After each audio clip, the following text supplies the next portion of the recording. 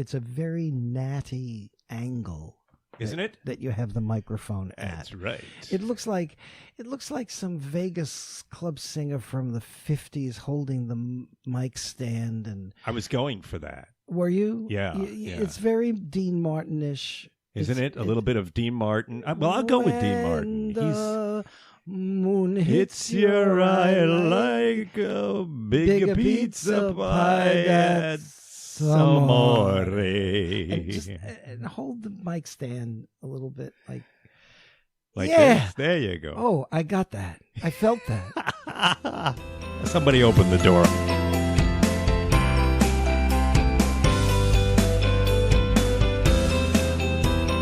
Well, in case you don't know, this is Oops, Your Culture's Showing.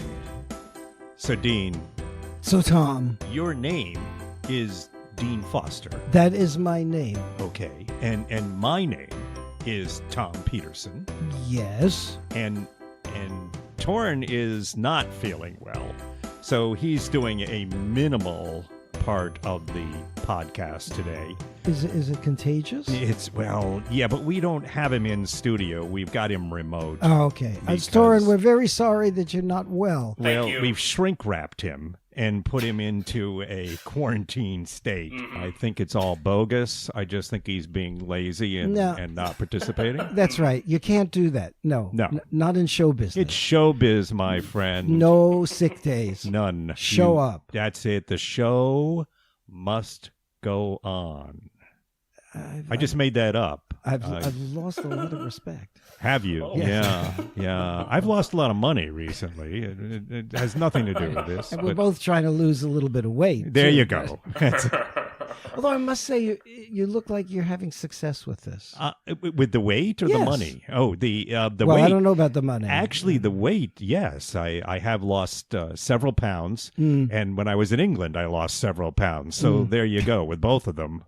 How many stone does that translate to? 1 kidney and 2 quartzes, I believe. I never got the stone. The stone translation is not a fun one. I got the kilometers and the miles. Yeah. I think I got that down because I had to learn to drive in Britain. Right. And converting, I got that.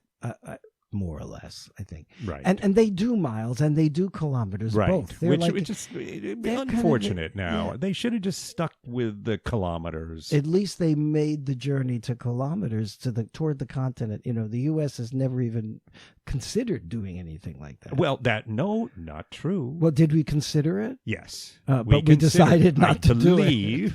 We actually did. That's actually true. We were converting to the metric system. Is that like a religious conversion? That's why they didn't do it, because it was religious and separation of church and state. It required a priest, a rabbi, and an imam who walked into a bar. And they said, "Hey, do you have a kilometer?" And the rabbi said, "No, but I have a mohel." He's sitting in the car. Yeah. Okay, which is scary if you understand what that means. Here's the question: How many? Is this the question right here? This is it. This is it. How many kilometers in a mohel? I guess it depends on the work he's doing that day and whether it's a child or an adult and why he's doing it in the back seat of a car. That's no one knows. They had a commercial with that. Do you remember that commercial? A commercial with a mohel in the back seat of a car? Yes, in the back seat of a car. First performing of all, I would like to know what product they were selling. What? I believe. It must have been Pope Peel's new knife set. It was Swiss Army knife or pocket Pope Peel pocket circumcision kit, certified by the mohel. That's right. Oh God. More mohels per gallon. Yeah, there you go. Don't hit that pothole, whatever you do. I believe there actually was, and if toil. That's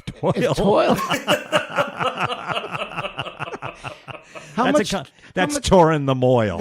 There's another measurement that we have to consider. How much toil? How do you measure how much toil per mohel? And it depends on. Do they charge that way? Do they charge by the mohel toil? Per mohel? Yeah, I think they do. Yeah.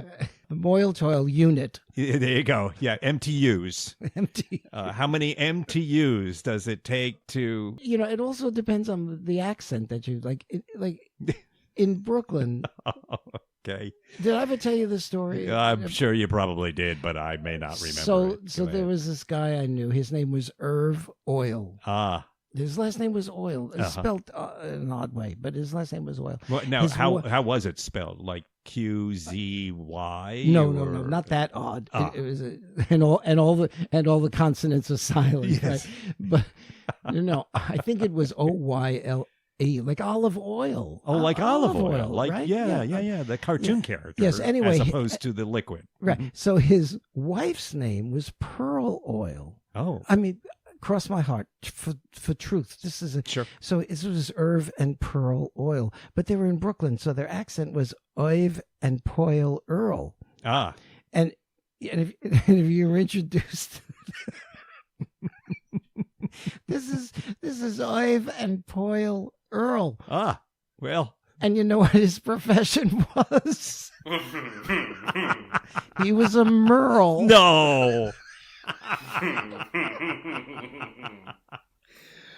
Oh no. Oh boy. Hey, what are we doing here today? I have no idea. Every episode I seem to get lost in this mess. Well, let's see. Actually, we're trying to figure out today what the heck what we're talking about has anything to do with culture. Oh, it has lots to do with Does culture. it? You never seem to answer any differently than that. Oh, it has lots to do with culture. I think fine. We're going to be talking today about names. Oh, I see. That's why you emphasized in an ominous tone.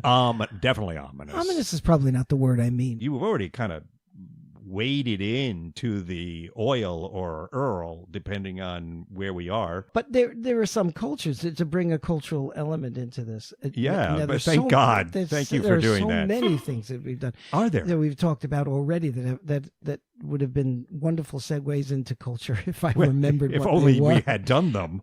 Yes, but we're still floundering around but here. In some of the Mediterranean and Latin cultures, men have what would be considered in non-Mediterranean and Latin cultures female names. Given names.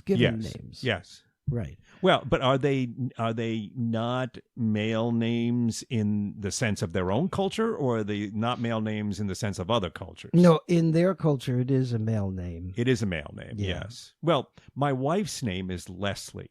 Right. Now, and in fact, the way she or her mother spelled it when she named her is what was considered the male spelling at the time. Which was E-Y? No, that's L-I-E. E-Y was the female spelling. At this stage of the game, I don't know that anyone knows that or cares for that matter. But you just told us. I just did, and people should care. And I care so much. I know you do. I had to wake you up in the middle of that. It's going to take a while for me to get over that. I have to digest it, process this information. Yeah, thanks a lot with that. Maybe we could have Torin look up. Never mind. No, but here's the thing. Yeah. Most cultures, women retain their family name. Their own families. That's right. It's only in Anglo-Saxon cultures and perhaps a few others, but mainly only in the Anglo-Saxon world where women had, up to recently, taken their husband's family name when they married. So the whole marriage pattern of naming is different culture by culture. Okay. Yeah. That's and just what happens with those names in different cultures is, I think for most people in the United States, that the idea that some countries, some cultures use the surname, the family name, as the first name you encounter is quite confusing. Well, that's very confusing. Like in Asia, most of the time, let's say Chinese, for example. Yeah. The first name you encounter is the family name. Right. Korea does that as well, yes, I believe. Yeah. Wu Min Wao. Uh-huh. All right. So is that Mr. Wu or Mr. Wow? I don't know. Well, in traditional Chinese naming patterns, it's Mr. Wu. Okay. Wu is the family name, Uh-huh. and Min Wao is a given name. And it's the given name, like my first name would be Dean, right? Is Yes. Dean. Yes. So that would be the equivalent, Min Wao. But that's usually a combination of attributes that are given to the child by the parents. So if the first part of Min Wao, if that represents something delightful about the child or a unique characteristic about the child, they may give them that name. And then the second part of the name indicates the generation that they were born in. Oh, And, okay. and so the given name is a combination of those two things, traditionally, Okay. that indicates, if you can read the Mr. Wu's full name, that Min Wao is the given name, even though it follows Wu. Have I made myself clear, or are we all asleep at this point? I'm sorry. Were you saying something? The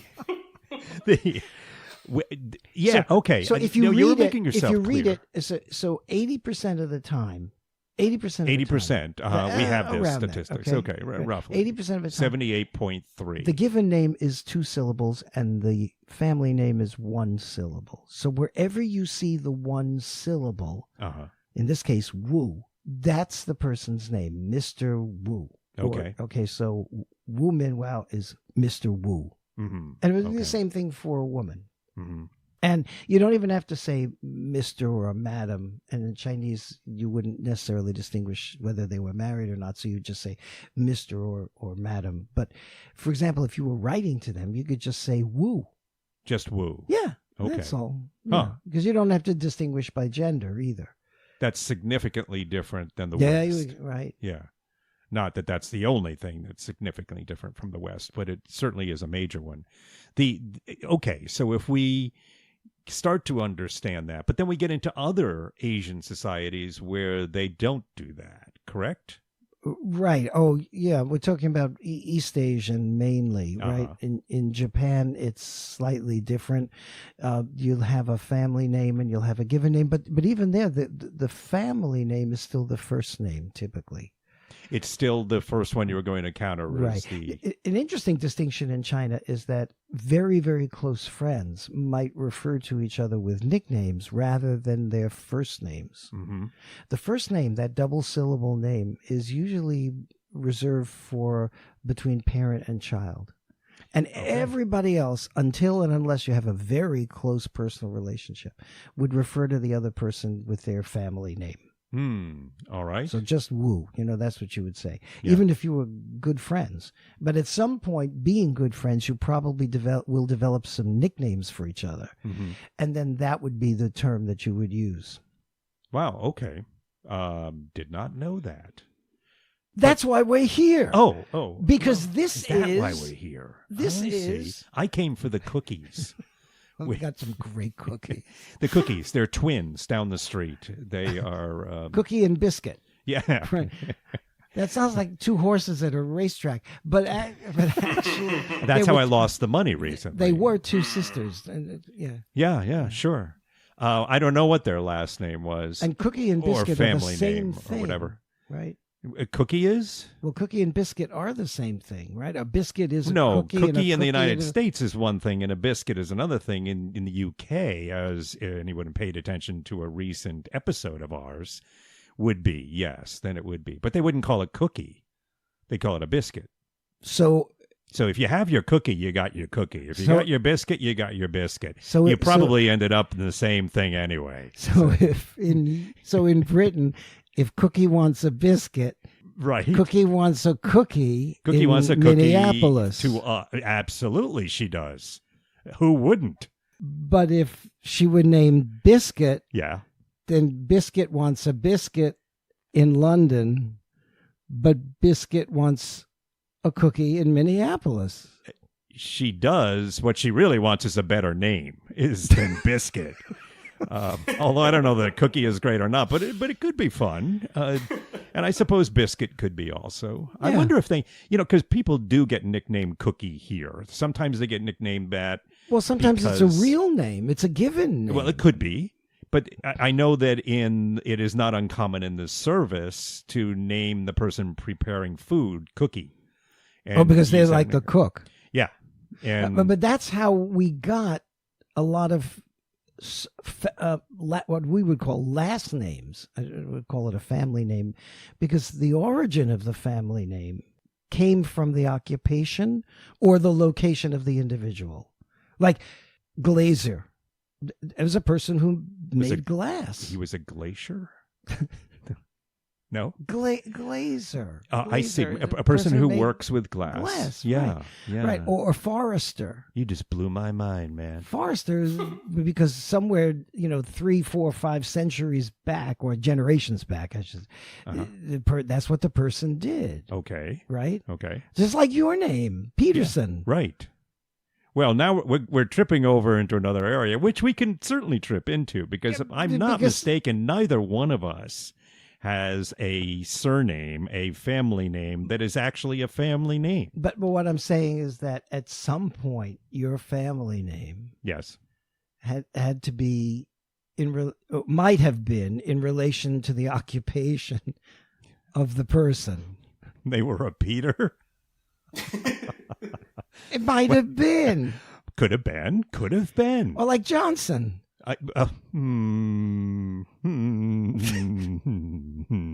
Same thing. You're just going to tease me with this, aren't you? And try to sucker me into saying something. It could have been their occupation. Well. They could have been a John. Mm-hmm. Could have been their occupation. Okay. Could have been. But they could have been a Peter or a John. Mm-hmm. Yep. Well, with Johnson, but even with Peterson, yeah, it's probably more likely. Okay, go ahead. I mean, I have no definitive evidence in your case. Well, I can tell you the definitive evidence in my case, but go ahead. But I'll finish my point. Please. What else is new? But with Johnson, let's say, that was the son of John. And wow. I never saw that coming. Never saw it. But if it was also named after his occupation, then his name would be John Johnson. John Johnson. As his last name. And his given name. Hold on. That's his last name. John Johnson. Because he's being named after his occupation and perhaps his father or his grandfather father's who occupation. was a John. His father's occupation, and now he's the son of his father. I see. And to respect his father, oftentimes the son would be given the same name as the father, the given name. Yes. So his name could be John Johnson. It could be Johnson John Johnson. It could have been that too. Yeah. Okay. We've cleared up nothing at this point.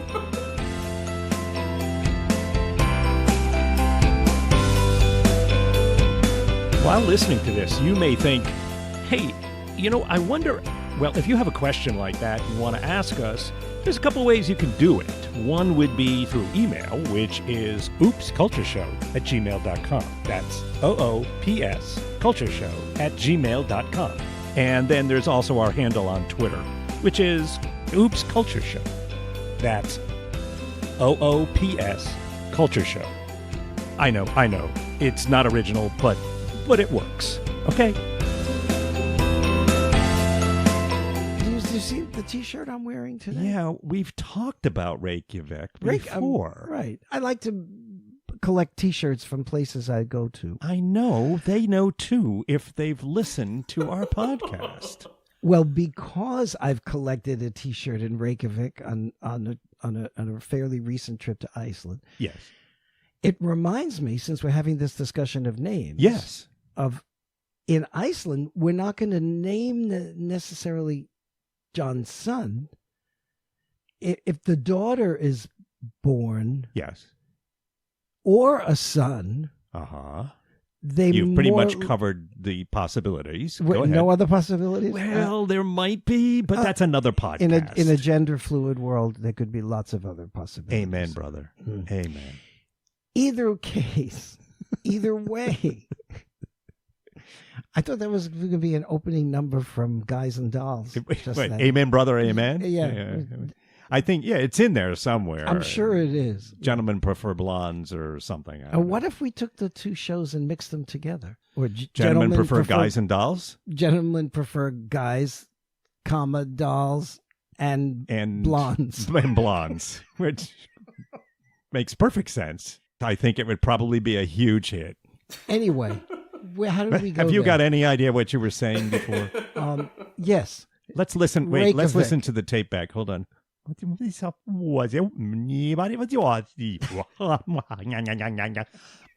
Okay, go ahead. Now we know. Reykjavik.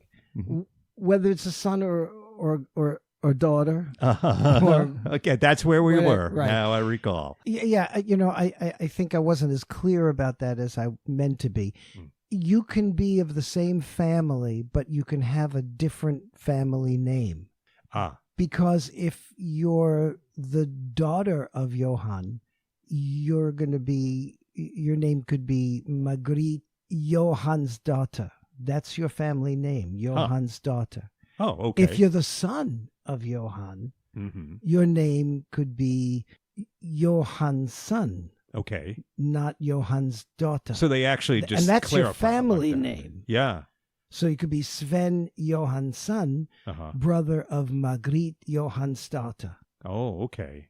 Does that get complicated after a while? Yeah, but in a country with 300,000 people and they're all cousins and they know each other anyway. Okay. Oh, I know who you are. You're Larry. That's pretty much it. Everyone is Larry. Right. And I can't marry you because you're too close in cousindom or right. something. But we can go to the movies. So we can still fool around. There. Okay. Well, moving on. As I said, they're very progressive. Very progressive. That's interesting. Go ahead. I'm sorry. I didn't mean to interrupt. Yes, you did. I think we've covered that, haven't we? If you don't know what we're talking about covering that, then okay, look, get back, listen to earlier episodes because you're slacking. What? Earlier episodes of what? Oops. Your culture showing. We didn't do that. No, yeah, we did. Yeah, we did. Oh, did I forget that too? You forgot that. Yeah. I'm getting worried. I'm forgetting things. You should have been worried about many other things before this point. I mean, I'm not really forgetting things any more than I used to. No? No, I can keep pretty good track of things. We're keeping good track of the conversation here right now. Okay, well, you keep thinking that. And what I was going to say before I was interrupted. And you weren't. I didn't mean to interrupt. That regardless, you did. And in fact, I think you just did again. But I didn't mean to. Okay, well, in that case, fine. Not a problem at all. Absolutely not a problem. Just don't do it again. Okay, all I was thinking of when you're talking about the line following from the mother's side, I believe, in some of the Eastern European countries, they have you might find brother and sister whose last name will end differently because their surname, their family name will end differently, like they might have an A on the end. Oh, yes. Or an Slavic. INA perhaps. Yes. Yeah, on the end of the female. Schmidt and Schmidtova or... Okay. Yeah. Or an OVA or something like that. Yeah. Right. Yeah, would sure. indicate the female. Right. And that's a different... Do we have any idea if there's a cultural reason for that other than just identification? I think it's identification, and gender differences in these cultures indicate different traditional roles that that the children will eventually grow up into. Mm-hmm. So it's automatically kind of segregating people out into different societal roles by name, actually. Right. Yeah. And so you'll know who's female and who's male, and you don't even have to meet them. So is that could we anticipate that there's the potential in years to come I mean, this is a significant population of people who do this. It's not like one small country in Eastern Europe or something. Right. These things are seen more if you in international situations, such as in international sports. Certain sports which commonly have an international grouping, well, now in this country baseball does, but if you get into tennis, you see a large population coming from many different parts of the world right now. So you see the different names, and in fact, you see brothers and sisters who are professionals. And in those names, you see the last names being different. It's the same name, but we're just indicating gender. Yeah. Okay. And in Russian, you have the patronym. So you have the father's given name, and then the person's given name, and then the family name, meaning they are the son of the father of the family, whatever the family is. Okay, all right. Yeah, and in Peter's son. Now, going back to your name, yes, was that based on someone's occupation? No. It was based, well, almost. Someone's location? No, it was actually not our name at all. See, because back in the Middle Ages, they didn't have many Well, times. they didn't have last names or surnames. It was just John. Yeah. And John the Glazer. Up until a certain point. If you follow Ancestry back, you'll see that. Yeah, or John the Glazer from Zurich. Or, as they might say, be from someplace, of someplace, in whatever language it happens to be. Would take it in, and there's a lot of that. D the Italian of it, or the Latin of it, and the French. De Milano. Yeah. And then that just gets kind of ignored and turned into a name that people pay attention to for the most part. Or transmuted and changed over centuries for various reasons. Sure.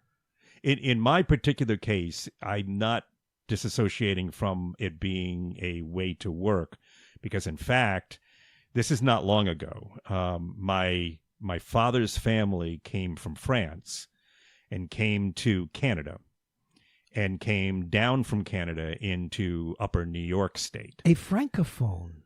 Yes. Well, they didn't have them at those time. They had to just, write letters and things. They didn't have any phones. They didn't have a francophone? They didn't, no. Which only speak French, which is interesting. And I think that's culturally correct for the French, that they would, if they were speaking French, you speak nothing else.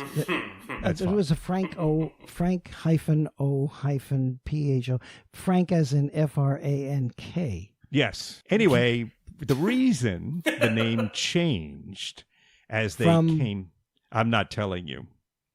I'm not telling you what it was before. They changed it. I'm sitting here now, just distraught. Are you? I asked a question, and you won't give me the answer. That's accurate. Yeah. All right, so I get it. I get it. You're going to keep me waiting until you tie it all up, and it's going to be a beautifully synergized epiphany. Yeah, sure. That's what I'm doing. All right, I'll wait. Okay. Anyway, so when they came across, why do you come across the Atlantic, the Pacific, whatever, to go to another country? Whether it's the Canada, the United States, Mexico, whatever. Why would they do that? Or South America? Why would they do that? Probably because things aren't what they want them to be where they are. That's precisely why people move. Right. So they came over looking for work. Or they may be forced to do that. Forced to, yes. Right. Well, knowing my family, there's a good chance that was true. Anyway, they came over to Canada, they came across, and then they came down through New York State. And while coming down through New York State, they came into an area which was heavily populated by people from Sweden. And so everyone was called something that sounded Swedish. So to get a job there and get work and fit into the community, they changed their name to Peterson. So it had nothing to do with their location. It had everything to do with the Swedish location. Yes. Or the fact that they were now in a Swedish community, but they didn't take on the name because if they took on the name based on location, your name might have been Swedson. Swedeston. It could have been Swedeston. It could have been that. But they didn't do that. No. They just took the name, and here's the whole thing. They anglicized what I'm suspecting to be the name that you wouldn't tell me that was a French. Far more French. Yes. For a French name. Yes. So it Yes. started out French, and it became, in order to assimilate, it became anglicized. Yes, it did. Not an uncommon story. Well, no, and the thing is, it's all anecdotal. I'm at this point, I've not been able to trace back far enough to really, and it really isn't that far back, but I haven't been able to trace back and discover that change. So what I'm finding is that's the whole thing when you've had your name changed like that. When you trace back, you're only tracing back the branch that changed the name. The others and it was a fairly good sized family. The other brothers went on with the other name. And so there are people in Canada and the United States who have the other surname and yet are now relatively distant relatives of mine. With a different family name. Different with the family name, actually. You're the one with the this different is family just name. a simply created name coming from now. Obviously, all names are created, but Well, that's what we're talking about. How they get created, they come from. based on occupation or location in Right. many cases, but also assimilation, anglicization, or any kind of cessation in order to fit in. your various cessations, right? Yeah. If you bring in the Moyles back. I was going to say that. The Moyles are coming back. Here they are. Nice. Get out Come of the car. on in. Get in. Earl, Pearl. Earl and Pearl Moyle. Moyle. Whatever Come on their over. name was.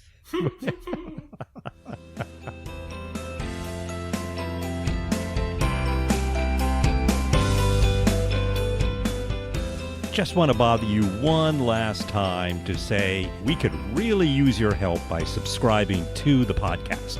This makes it just easier for you to get the podcast. They'll pop up for you whenever they're released, so you can listen to them on your phone or your computer or however you listen to it. And it's easy to get, too. Just subscribe using iTunes or wherever you get your podcasts from. It really isn't hard, and we could really use your support. So, from all of us here at Oops, Your Culture's Showing, thanks.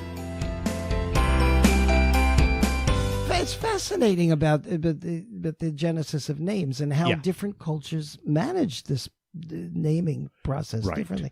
Right. In many Southeast Asian cultures, for example, there is no family name. It's just one given name. Okay. Many Thai names, for example, or from the Western perspective, English speakers, very long, multisyllabic, very long names, but a name. Okay. And maybe there are one or two. Sometimes there are additional names that do reflect some sort of lineage, but that's a modern adaptation. Original Thai, the ethnicity, that is one name. You give the child one name. That's it. Okay. But within that name, the name is created with indicators as to what family they come from, what rank and caste they are, what location they come from, what the father's occupation is. Mm-hmm. But it's all built in the syllables of one very long name. Which is why oftentimes if you meet a Thai colleague, they'll either anglicize their name for you or just foreshorten it, give you the first three syllables. Yes. Or just call themselves Eddie or something. But sure, and that happens too when you've got people coming from it's just a Asia convenience to the Western countries, and to make it easier for the people they're around. And they're being the ones who are being generous and making it easy for the Westerner who can't manage the full Thai name. Now, just a point of clarification: by Thai, you're referring to people from Thailand, not Taiwan. Yes, that's correct. Yes. Okay. The people from Taiwan would be Taiwanese. There you go. Yeah. Okay. So you mentioned in email before just using Wu for someone in China whose actual name is Wu, but we don't want to use Wu if their name is Chang. Right. I want to be clear about that. I think you should. I think it's important. But you said Wu. Okay, so in those situations, how do you know what's the best technique to try to keep from embarrassing yourself? Well, I just told you. Or them. You did? With Chinese people, look for the one syllable family name. Wherever it appears in the name, that's the name you should use. Yes, but I'm looking for, is there a general way to approach... Jack. Oh, Jack. Just Jack. Okay. Jack. Well, good enough. That wraps it up, I think. Yeah. Okay. No, I'm being glib. Not a specific area. But, well, yeah. Yeah, there you go. Culture jokes. Gotta love them. Grammar time. Grammar time. Grammar time. Yeah, no. So to go back to your question earlier, Okay. Is there a general rule that you can give to people? Do your homework. Oh, I mean, this is why we do the podcast, really? and this He is turns why into my father. I'm not. This is why I've written my books. I mean, I see. You need to know this stuff. Okay, was that a pitch right there? Yes, it was. Okay. There's no wiggle room for not knowing this stuff. The world is too small. I think I can wiggle in most situations if I really work at it. So, moving on, I'm trying to visualize that.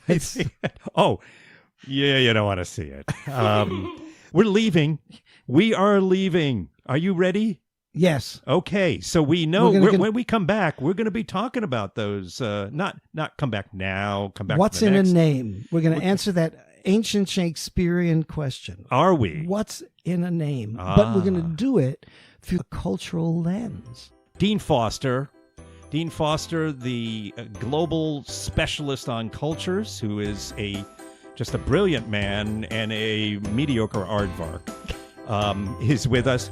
Torrin is with us, but he's just kind of mumbling and making grotesque noises in the corner. Well, he's got a lot of things to look up. He does. He's got to get to work. Get up out of the bed and come on. There's no excuse in show business. No. I just didn't want him wheezing into the microphone. I'm Tom Peterson. And I'm Dean Foster. And we're going to see you next time. And until then, oops, your culture's showing. Smell you.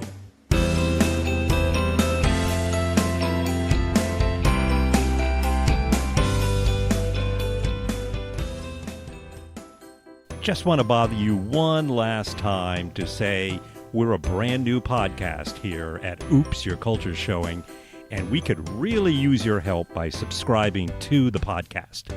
And not to mention that if you hung around this long and you liked what you heard, well, this makes it just easier for you to get the podcast. They'll pop up for you whenever they're released, so you can listen to them on your phone or your computer or however you listen to them. And it's easy to get, too. Just subscribe using iTunes or wherever you get your podcasts from. It really isn't hard, and we could really use your support. So, from all of us here at Oops, Your Culture's Showing, thanks.